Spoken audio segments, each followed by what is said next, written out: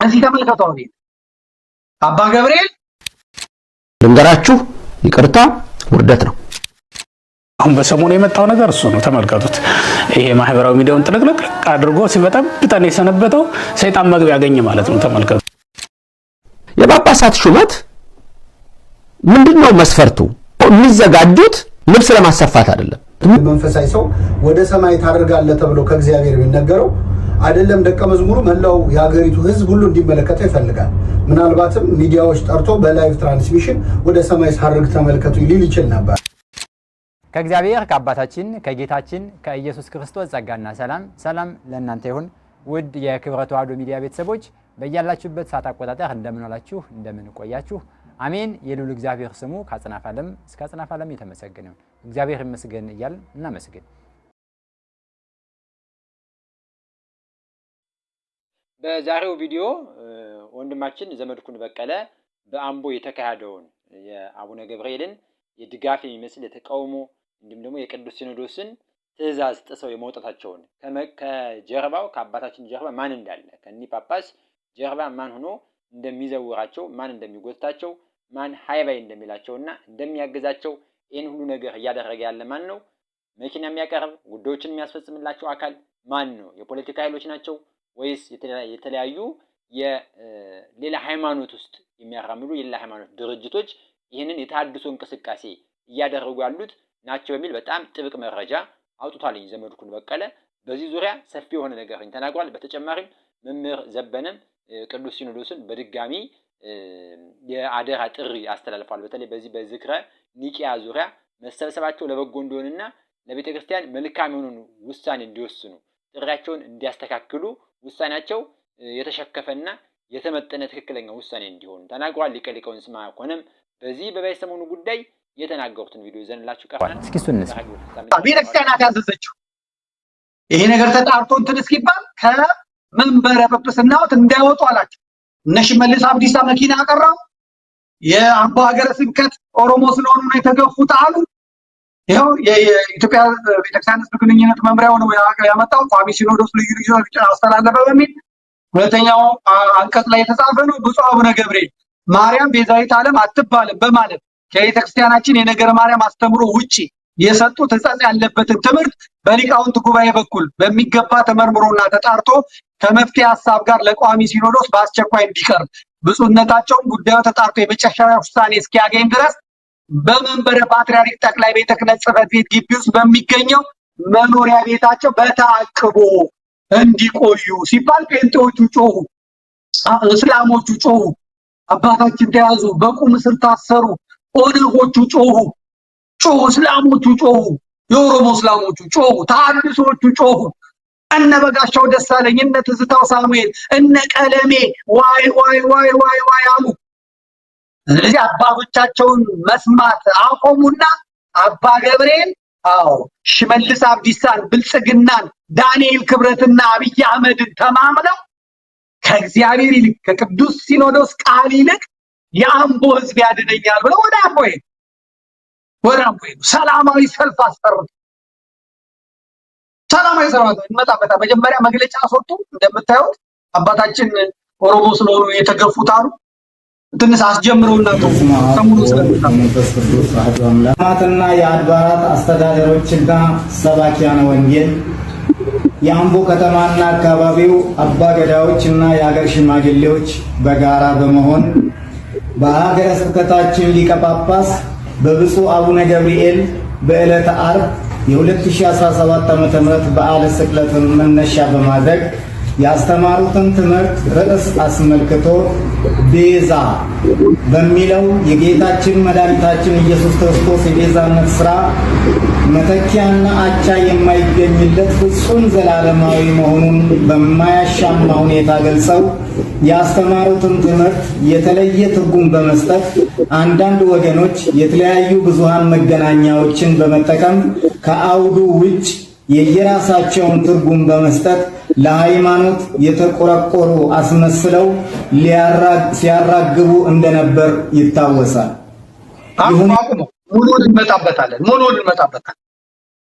ሙሉን እንመጣበታለን።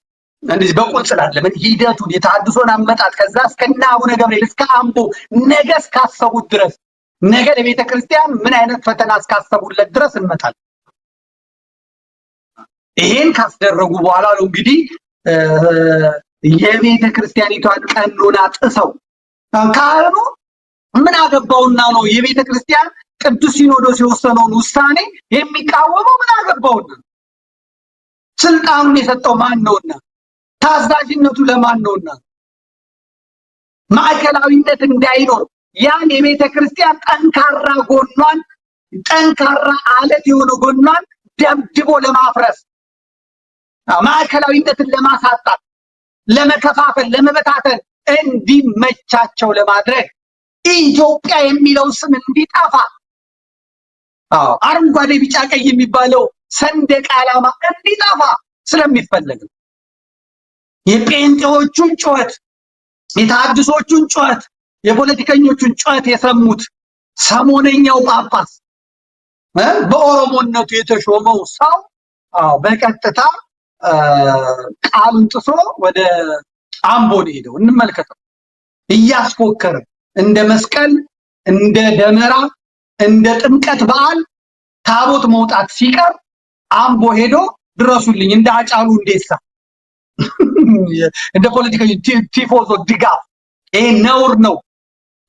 እናንተ አባቶች ነን የምትሉ አማራ የሆናችሁትን እንረዳላችኋለን፣ ጉራጌ ትግሬ የሆናችሁትን እንረዳላችኋለን። ይሄን ባታደርጉ የሚገጥማችሁን አምቦ ላይ እናውቃለን። ቆዳችሁ ይገፈፋል።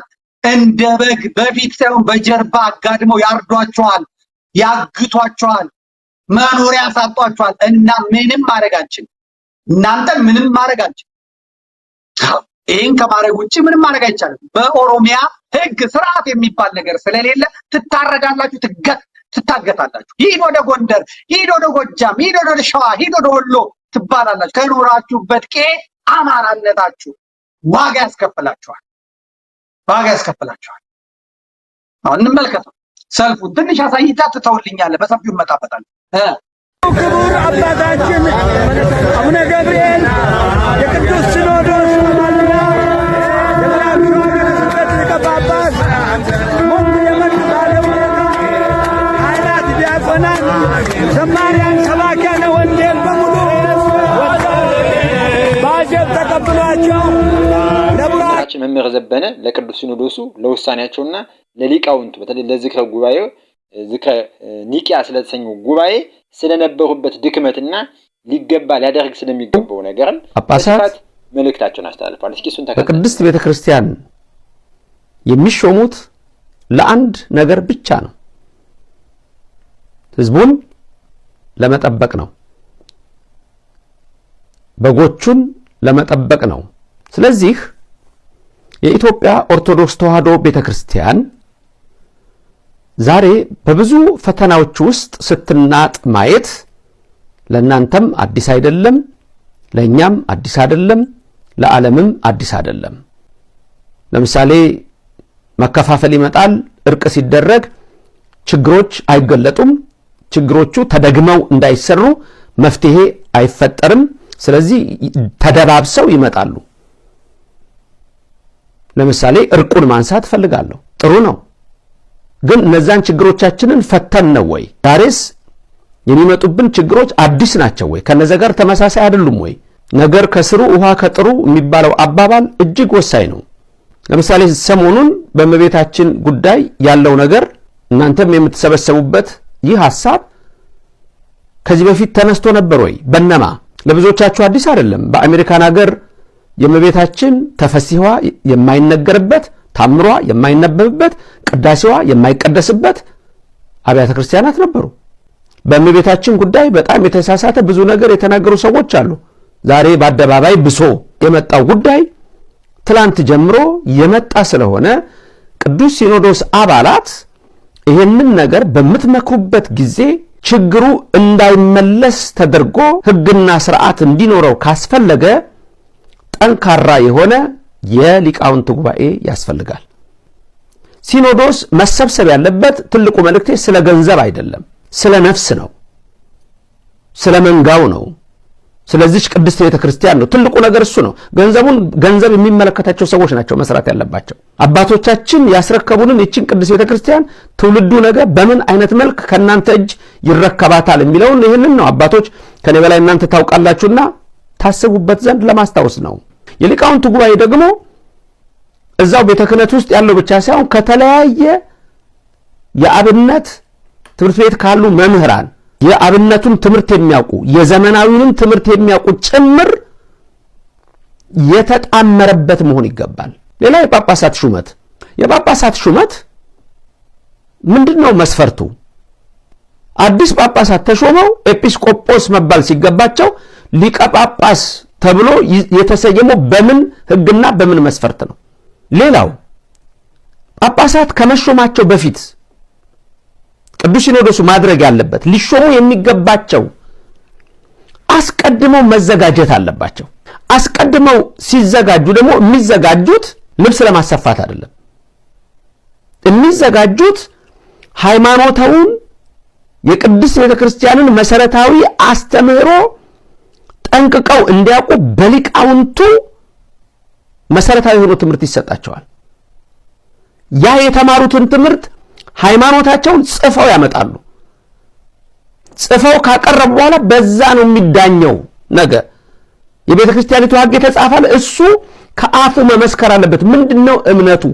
የሚሾመው ጳጳስ መነኩሴው ሲመጣ ወይም የሚሾመው መሰረታዊ ነገሮች መኖር አለባቸው። ሌላው መልእክቴ በግልም ይሁን በማህበርም ይሁን የኦርቶዶክስ ተዋህዶ ልጆች የቤተክርስቲያን ልጆች የሚያመጡትን ሐሳብ በክፉ መንገድ ከማየት በመልካም መንገድ ይዞ እነሱንም አቅርቦ ማወያየት ማነጋገር ይጠቅማል። በትረሙሴው በእጃችሁ አይደለም። ያን በትረሙሴ የሚይዘው ግን ማን ነው የሚለው ወሳኝ ነገር ነው። በዘር በጎሳ በቀበሌ በሰፈር ይሄ ለሃይማኖት ሕግና ስርዓት ልንገራችሁ ይቅርታ ውርደት ነው። የአራቱ ጉባኤያት መምህር የሆኑት ተወዳጁ የቅድስት ቤተክርስቲያናችን መምህር ሊቀ ሊቃውንት መምህር ስምዐኮነ መላክስ በዚህ ጉዳይ ምን አሉ? የመምህር ዘበነን እንዳየነው ነው እንግዲህ በደንብ ጉባኤው መፈተሽ እንዳለበትና ቅዱስ ሲኖዶስ ጠንክሮ የቤተክርስቲያኗን ጥቅም ሊያስከብር የሚችል ውሳኔ እንዲወስን ጥሪያቸውን አስተላልፈዋል ማለት ነው። ሊቀ ሊቃውንት አሁን በሰሞኑ የመጣው ነገር እሱ ተመልከቱት። ይሄ ማህበራዊ ሚዲያውን ጥልቅልቅ አድርጎ ሲበጣም ብጣን የሰነበተው ሰይጣን መግቢያ ያገኘ ማለት ነው። ተመልከቱት። ሰይጣን መግቢያ ያገኘ ማለት ነው። ይሄ ጳጳስም የሚናገረው መነኩሴም የሚናገረው አስረግጬ ነው የምነግራችሁ። ማንም ቢናገረው ምን ለውጧል?